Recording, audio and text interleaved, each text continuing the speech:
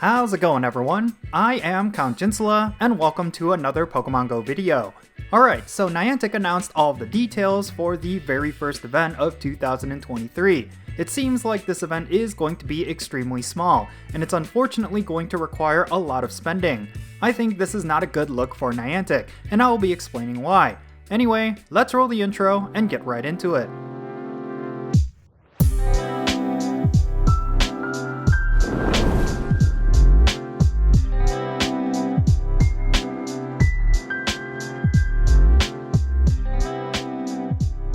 The New Year's event that we are going to have after the holiday event is going to be the last in-game event of 2022, but also the very first in-game event of 2023.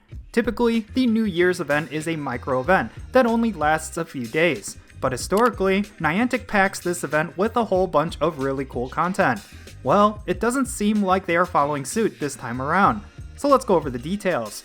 The New Year's event of 2023 is going to start on Saturday, December 31st, 2022 at 8 p.m. local time, and it will go until Wednesday, January 4th, 2023 at 8 p.m. local time. So for 5 days, you will be able to enjoy all the festivities that this event will offer. And spoiler alert, it's not much. The big highlight of this event is going to be the debut of yet another costume Pikachu, this time wearing a top hat with a bunch of stars on it. Honestly, I think this is pretty cool of a design. If you manage to get the shiny version, I think the stars on the hat will be appropriate. That is definitely going to be a hot collector's item, as it's likely this particular Pikachu won't make a return until next year's New Year's event.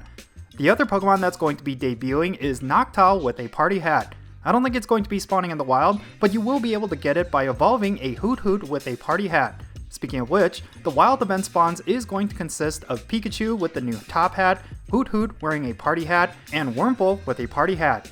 Yeah, that's it. Just these three Pokemon are listed as the event spawns. Now, I don't know if they are just going to be more frequent on top of the generic seasonal spawns, but I can't imagine that Niantic would have an event that only has 3 Pokemon spawning everywhere.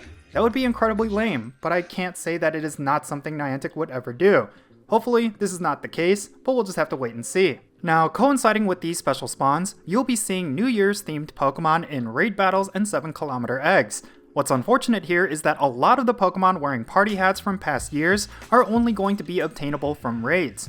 Thus, if you still don't have any of them, you will need to fork out some raid passes in order to get them.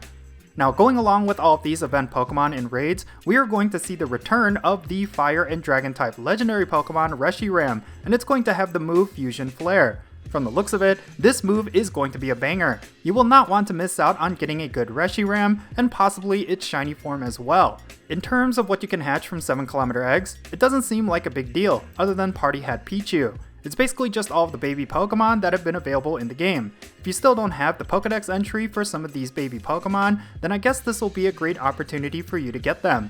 Niantic typically doesn't include many baby Pokemon anymore in eggs, so this could be your only chance in a long time to get them. They are also going to give us bonuses related to egg hatching, which I guess is pretty cool. Except, there isn't really anything substantial within the egg pool during this event. I mean, unless you're going for shiny Party Hat Pichu, there isn't really a point towards spending a whole bunch of money for incubators. So yeah, aside from the lack of event wild spawns and a lot of the good stuff locked behind hatching eggs and raids, is there anything else that we could look forward to? Well, unfortunately, there is not. This event feels very bare bones compared to the New Year's events from past years.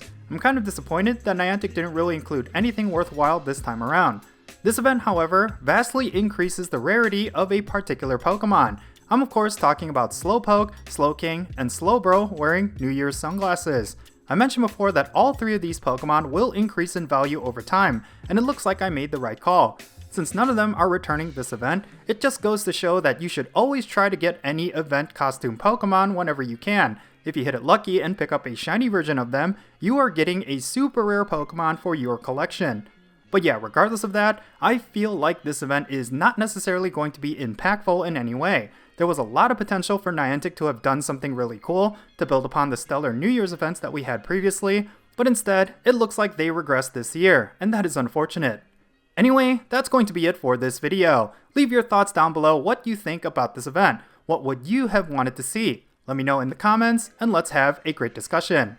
And if you ended up enjoying this video, be sure to hit that like button and subscribe if it's your first time here, and don't forget that little bell so you can stay up to date on whenever I upload videos. And I want to give a quick shout out to my patrons on Patreon. You make this channel content possible. If you want to support my channel in any way, big or small, then be sure to check out the links in the description below. For all my patrons, they get a permanent spot on my in-game friends list. So if you want to interact with me in some way, like with remote raids, then do consider becoming a patron on my Patreon.